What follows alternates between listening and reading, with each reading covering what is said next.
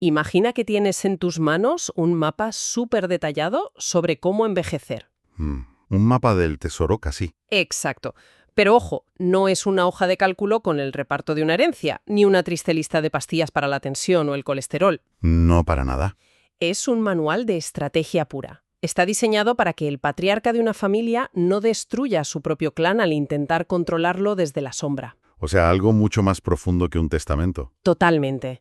Hoy, en esta inmersión profunda, vamos a analizar la arquitectura de un legado vital. Y es una arquitectura fascinante, la verdad, porque rompe con todo lo que solemos asumir sobre la etapa madura de la vida. Claro, porque siempre pensamos en el dinero. Eso es. Generalmente cuantificamos el legado en lo material.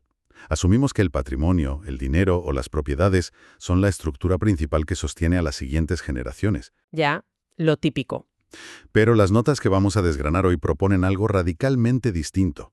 Hablamos de un manifiesto estratégico y de salud para los últimos tercios de la vida. Vale, pero antes de meternos en harina, hay que dejar clarísima una regla estricta sobre estos documentos. Sí, esto es fundamental aclararlo. Los apuntes que vamos a explorar provienen de un documento altamente confidencial. Es un mapa de ruta personal de una familia real. Así es. Por eso, por respeto absoluto a la privacidad, hemos eliminado cualquier nombre, fecha, localización o dato identificativo. Cero detalles personales. Cero. Nuestra misión aquí, para quien nos escucha hoy, es extraer la sabiduría universal, los conceptos técnicos y filosóficos que contiene este texto, que son una maravilla. Y para entender esos conceptos, fíjate, el propio texto utiliza una imagen visual que nos va a servir de hilo conductor durante toda la charla. A ver. Un majestuoso vitral gótico. Me parece una idea brutal. Quien nos esté escuchando tiene que visualizarlo ahora mismo. Sí, imagínate un vitral inmenso.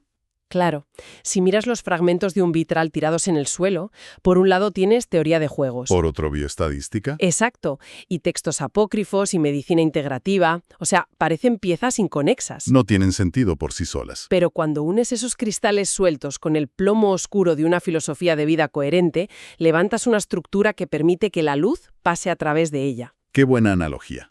Y el objetivo final de todo este diseño es lo que el manifiesto llama la autorregulación biosintrópica. Vale, frena ahí. Autorregulación biosintrópica. Esto suena a ciencia ficción pura. Suena muy técnico, sí. Pero la sintropía es básicamente lo opuesto a la entropía. La entropía es el caos, ¿no? Eso es. La entropía es la tendencia natural al caos, al desgaste y a la degradación. La sintropía, por el contrario, es la capacidad de crear orden, complejidad y equilibrio a partir de ese caos. O sea, ir en contra de la decadencia. Exactamente. Entonces, esa autorregulación biosintrópica significa que en lugar de intentar ordenar a tu familia a gritos o controlando todo, ¿Qué es lo que hace mucha gente? claro, pues en lugar de eso, te regulas biológica y mentalmente a ti mismo de una manera tan magistral que tu mera presencia genera orden en tu entorno. Vale, vamos a desgranar esto. Porque para que un vitral gótico no se venga abajo, necesita un armazón de plomo increíblemente sólido. El esqueleto de la ventana. Eso es. Y, de forma alucinante, el documento utiliza la teoría de juegos como esa estructura de plomo para la familia. Sí. Y a ver, te lanzo esto porque me choca bastante. Aplicar una teoría matemática fría y calculadora que usamos normalmente en economía o en estrategia militar, aplicarla a tu propia esposa y a tus hijos adultos, Suena un poco frío. suena casi maquiavélico, ¿no te parece? Lo parece a simple vista totalmente. Pero fíjate en el porqué. Al final, la teoría de juegos simplemente analiza cómo toman decisiones personas que interaccionan entre sí. ¿Vale? El documento señala que, en la etapa madura, el individuo entra en lo que denomina el juego final del legado. El juego final. Y aquí el peligro real es seguir jugando con las reglas de hace 20 o 30 años. Claro, cuando los hijos eran pequeños. Exacto. Durante décadas, el rol óptimo de esta figura patriarcal ha sido el de protector necesario. El proveedor. El proveedor que resolvía los problemas con su fuerza financiera, física o de influencia. Básicamente el que apagaba todos los incendios de la casa. Eso es. Pero en este juego final, mantener esa estrategia de apagar fuegos es tóxico. Entiendo. El documento exige abandonar ese papel de salvador para convertirse en el punto de apoyo o en el árbitro de referencia. Un cambio de rol absoluto. Sí, los hijos adultos pasan a ser los jugadores activos en el tablero y la esposa es descrita bellísimamente en el texto como la aliada de resonancia coherente. Qué bonito eso de aliada de resonancia coherente. Pero claro, hacer ese cambio vital tiene que ser dolorosísimo para el ego. Puf, imagínate. Piénsalo con una analogía deportiva, que lo veo muy claro así. Imagina el jugador estrella, el delantero que lleva 30 años marcando los goles y llevándose todos los aplausos del estadio. El protagonista absoluto. Exacto. De repente, el tiempo pasa y le toca sentarse y ser el entrenador veterano en la banda. Le toca dirigir, no jugar. Eso es. Si ese entrenador, en un ataque de ego o de ansiedad porque ve que el equipo va perdiendo, salta al campo e intenta patear el balón en medio de la final, Madre mía, genera un caos total en el partido. caos absoluto. Desautoriza a sus propios jugadores, rompe las reglas y encima hace el ridículo. Y el riesgo de hacer ese ridículo vital es lo que el texto llama entropía emocional. Entropía emocional. Sí, porque cuando intentas seguir controlando el sistema, usando tu peso económico o la intimidación, ya no generas orden, generas fricción y rechazo. Es que caer en el famoso triángulo dramático de Karpman parece casi inevitable en estas familias. El triángulo de víctima, verdugo y salvador. Ese mismo. Empiezas sintiéndote el supersalvador de tus hijos, porque le resuelves un problema financiero gordo. Les pagas una deuda, por ejemplo. Eso, ruelo cuando ellos no hacen exactamente lo que tú querías con ese dinero o con esa oportunidad, te enfadas y te conviertes en el verdugo que les recrimina en cada cena de Navidad. Claro, se lo echas en cara. Y finalmente, cuando se alejan, acabas en el papel de víctima, llorando y quejándote de que nadie valora todo lo que has hecho por ellos en esta vida. Es una trampa mortal. Totalmente. Y es precisamente para desactivar esa trampa emocional por lo que el texto introduce el equilibrio de Nash en la dinámica familiar. A ver, explícanos esto de forma sencilla. Vale. Porque el equilibrio de Nash a mí me suena a la película aquella, Una mente maravillosa. Pero, ¿cómo opera esto realmente en una comida de domingo con la familia? Pues a ver, un equilibrio de Nash es una situación en un juego donde ningún jugador tiene incentivos para cambiar su estrategia, siempre y cuando los demás mantengan la suya. Vale, todos se quedan en su sitio. Exacto. En una familia disfuncional, el juego suele ser de suma cero. Es decir, si uno gana, otro pierde. Eso es. Para que el padre mantenga su poder absoluto, los hijos tienen que perder autonomía y ser sumisos. ¡Qué horror! Lo que plantea la estrategia de este documento es transformar esto en un juego cooperativo de suma positiva, donde todos ganan. ¿Y cómo se hace ese cambio de dinámica? El movimiento óptimo, el que cambia la matriz entera del juego familiar, es la no interferencia estratégica. Ojo, me encanta ese término. No interferencia estratégica. Es brutal. Al dar un paso atrás y renunciar a ese microcontrol sobre la vida de los demás, obligas a los demás jugadores a asumir su propia responsabilidad. Claro, les dejas espacio. Te conviertes en un faro, no en un timón. Un faro. Un faro es inamovible, está ahí plantado, marca dónde están las rocas peligrosas y emite luz.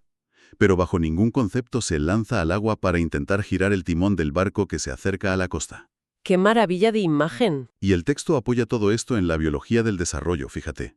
El córtex prefrontal de los hijos adultos ya ha madurado por completo. ¿Ya son adultos funcionales? A nivel neurológico ya no necesitan que les protejas del fracaso, necesitan chocar, cometer sus propios errores para consolidar sus circuitos de aprendizaje y su toma de decisiones. Me parece brillante, la verdad. Vale, entonces, con esto de la no interferencia estratégica, tenemos el plomo del vitral resuelto. El armazón está montado. Evitas el conflicto y asientas la estructura familiar.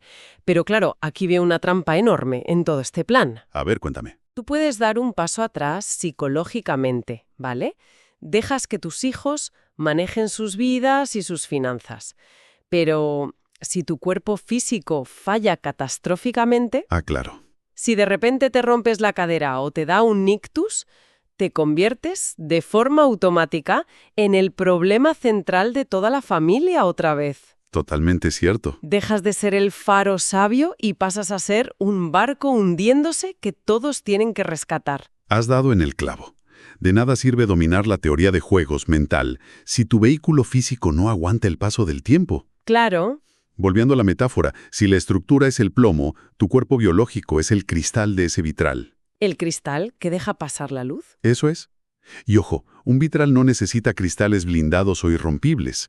Necesita cristales que sean resilientes Y sobre todo, que estén limpios. Y aquí es donde los apuntes que estamos analizando entran en la bioestadística pura y dura de la longevidad. Una parte muy analítica. Sí, hay un cruce de datos en el texto que me dejó pensando un buen rato. El documento explica que en la etapa madura hay dos curvas que se cruzan en un gráfico. Por un lado, el peso de tus palabras crece exponencialmente en la familia. Un solo comentario sarcástico o una palabra de apoyo a un hijo tiene un impacto devastador o constructivo brutal en el clan. Eres la voz en la autoridad. Exacto. Pero simultáneamente, en la otra curva, los riesgos físicos más mundanos se vuelven estadísticamente letales. Hablamos de cosas como caídas en el baño o pillar una simple neumonía. Claro, cosas cotidianas. Lo que a los 40 años es un contratiempo de un par de semanas en la cama, a los 80 es el evento que desencadena el final de tu autonomía. Es un punto de no retorno. Por eso, el documento aísla los dos predictores estadísticos más potentes para mantener la autonomía en la vejez. A ver cuáles son. Y ojo, no son correr maratones ni tener un porcentaje de grasa corporal bajísimo como un atleta. Que es lo que mucha gente intentaría buscar. Sí, pero no. Son el equilibrio postural y la fuerza de prensión manual. A ver, la fuerza de agarre de las manos. Quien nos escuche dirá, pero bueno, ¿por qué el agarre de las manos es el gran secreto estadístico de la longevidad? Parece anecdótico, ¿verdad? Totalmente. Pues porque a nivel bioestadístico, la fuerza de prensión es un biomarcador brutal de tu vitalidad general. No se trata solo de que puedas abrir botes de mermelada por las mañanas. Ya, es algo sistémico. Es un indicador directo de tu integridad neurológica, de tu densidad ósea y, sobre todo, te dice que no estás perdiendo masa muscular de forma acelerada. Lo que médicamente llamamos sarcopenia. ¡Qué fuerte! O sea que las manos te chivan cómo está el resto del cuerpo. Básicamente. Y el otro predictor, el equilibrio postural, lógicamente es tu línea de defensa principal contra las caídas. Claro, si no te caes, no te rompes. Una caída a cierta edad implica hospitalización, pérdida de masa muscular por estar encamado, dependencia cruzada. El declive en picado, vamos. Así es. Por eso, el texto enmarca el cuidado físico diario no como una cuestión de vanidad estética, sino como la obligación ética suprema que tienes para no ser una carga para tu linaje. Una obligación ética. ¿Qué manera tan profunda de verlo? Y para gestionar este cuerpo, el documento introduce un concepto fascinante, el biomimetismo. Biomimetismo. Ujú. Esto es copiar a la naturaleza, ¿no? Exacto. Copiar las estrategias evolutivas que ya funcionan en la naturaleza. Fíjate en el contraste que hace aquí el texto, que me pareció súper poético, pero a la vez muy práctico. A ver. Dice que frente a las nuevas generaciones, digamos un niño de 5 añitos, tienes que adoptar la biomimética de un roble centenario. Un roble. Sí, necesitas proyectar raíces profundas, estabilidad absoluta, que el niño sienta que está ante una fuerza de la naturaleza inamovible que le da una sombra segura y constante. ¡Qué maravilla! Pero claro, hacia uno mismo y hacia la propia salud física, la instrucción cambia 180 grados. Ya no eres un roble. No, hay que adoptar el biomimetismo del agua. Ser pura adaptabilidad. Exactamente. No puedes resistirte rígidamente a los achaques de la edad, tienes que fluir alrededor de ellos. Y para lograr esa adaptabilidad celular, el documento se mete de lleno en el concepto del terreno biológico. Utilizando la bioelectrónica, y concretamente los parámetros ROM, del ingeniero Louis Claude Vincent. Vale, aquí es donde la cosa se pone realmente interesante para la gente que le gusta la ciencia. Y necesitamos explicarlo bien para que todo el mundo nos entienda. Vamos a intentarlo. Porque los parámetros ROM suenan a tecnología espacial. Hasta donde yo sé, ROM hace referencia a la resistividad, la oxidación y el pH de los líquidos del cuerpo, ¿verdad? Exacto.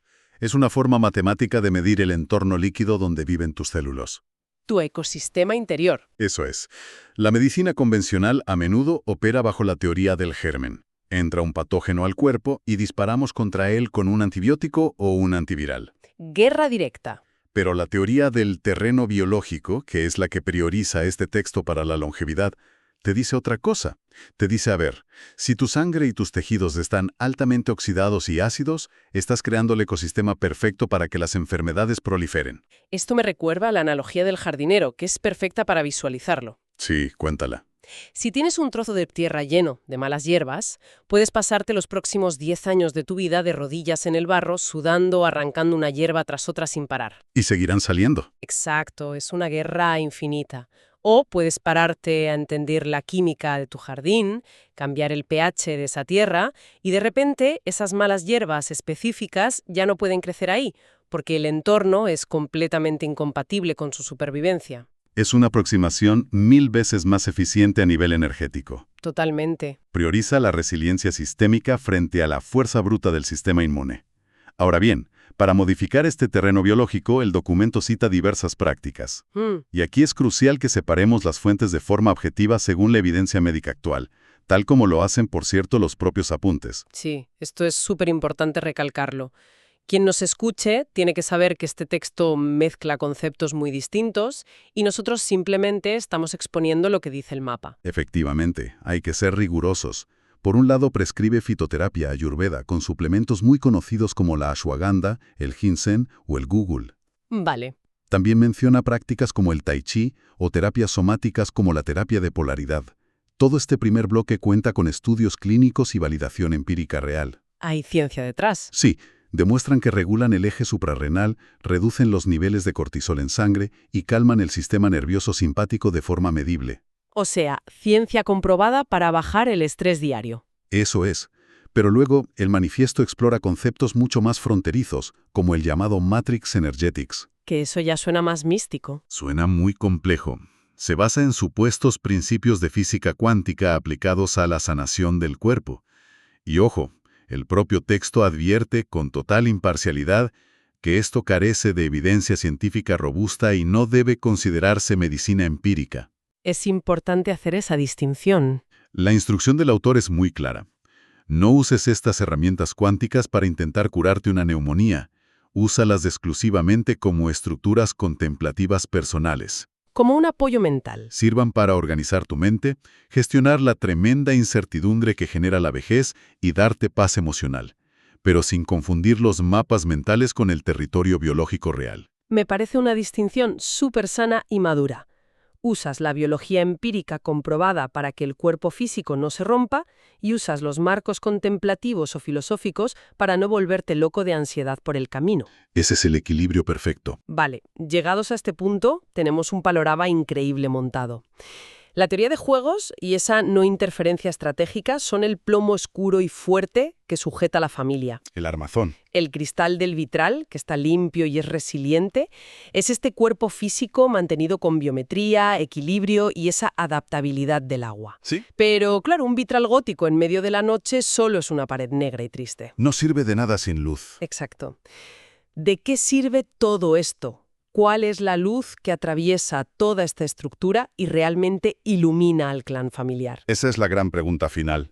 Quien nos escuche pensará, bueno, si ya no estoy liderando mis negocios y ya no estoy luchando a muerte contra las enfermedades, ¿qué se supone que hago con mi tiempo en esta etapa de la vida? Claro, ¿cuál es mi propósito ahora? La respuesta del manifiesto es un concepto precioso que llama la quietud radiante. La quietud radiante. Un término que captura a la perfección la idea del Wu Wei del taoísmo antiguo, que se suele traducir como la acción sin esfuerzo. Acción sin esfuerzo. El documento postula que el punto de máxima palanca fisiológica y familiar, a los 80 años, ya no está en tus músculos, no está en gritar más alto en la cabecera de la mesa para que te hagan caso. Ya no tienes esa energía. Está en tu médula ósea y en tu sistema nervioso autónomo.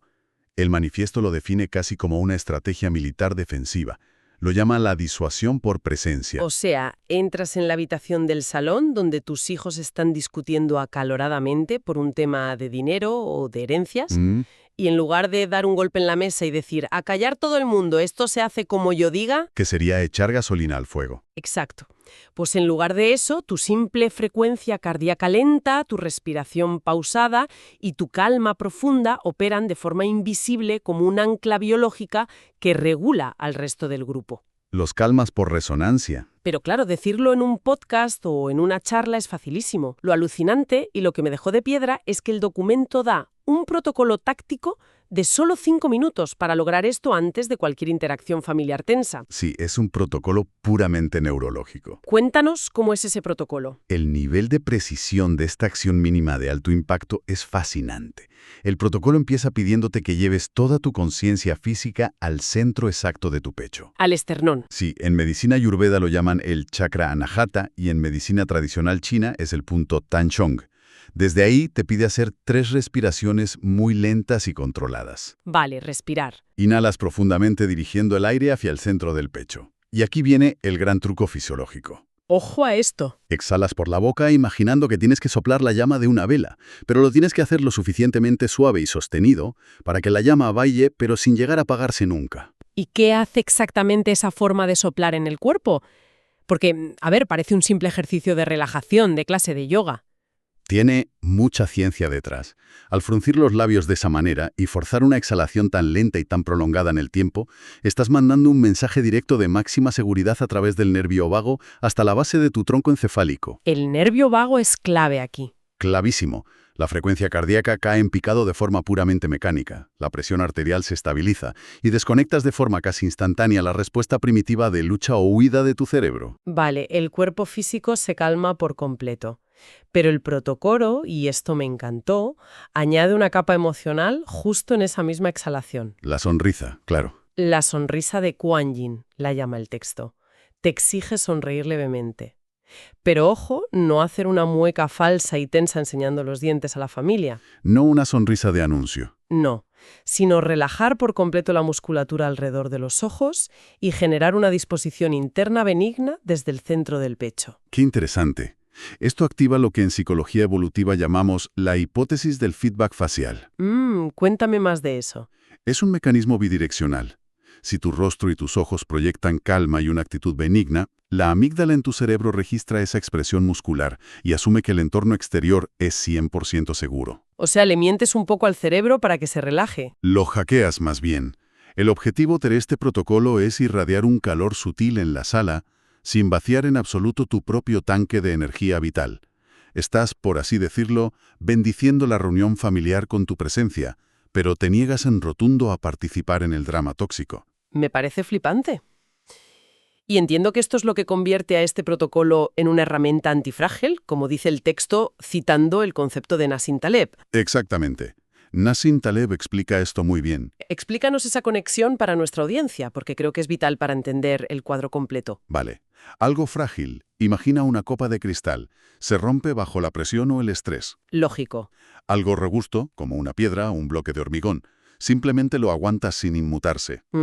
Pero algo antifrágil es un sistema que mejora y se hace más fuerte precisamente gracias al estrés y al caos. Como los músculos en el gimnasio. Exacto. Entonces, cuando enfrentas un conflicto con tus hijos adultos y en lugar de irritarte y perder los papeles, usas ese pequeño estrés familiar como el detonante que te recuerda aplicar tus 3 respiraciones y tu sonrisa interna, Usas el conflicto a tu favor. eso es, estás entrenando activamente tu tono vagal. El conflicto ya no te desgasta ni te envejece, te sirve de gimnasio emocional para hacerte biológicamente más resiliente y profundizar aún más en tu quietud radiante. Es darle la vuelta a la tortilla por completo a la vejez. De hecho, para sostener esta postura vital tan firme, el manifiesto se apoya en una idea filosófica súper antigua, sacada del Evangelio apócrifo de Tomás. Un texto fascinante. Sí, cita un loion, una de esas frases cortas y enigmáticas del texto, que dice textualmente: «Muchos primeros vendrán a ser últimos».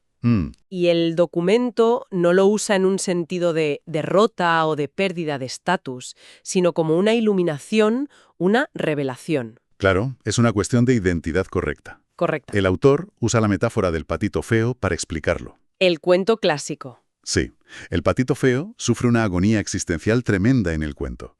Pero no porque tenga un problema biológico real, sino porque opera desde la identidad equivocada. Él cree firmemente que es un pato defectuoso, cuando en realidad es un cisne perfecto. ¡Ay, claro! En la madurez vital pasa igual. El sufrimiento aparece inevitablemente si tú sigues creyendo que tu identidad central es ser el gran gerente de la empresa o el salvador de la familia. O si te identificas obsesivamente con un cuerpo que inevitablemente va a perder vigor. Exacto. Si abandonas la necesidad egocéntrica de ser el primero, el protagonista de todas las fotos, descubres que la verdadera joya de esta etapa es convertirte en un navegante del tiempo, en el archivo vivo de tu linaje. ¡Qué bonito! El documento usa otra imagen geométrica preciosa para esto. Eres el punto dentro del círculo. El punto y el círculo. Tú no eres tus glorias pasadas, ni el saldo de tu cuenta corriente. Eres el yo luminoso, ese punto central inamovible.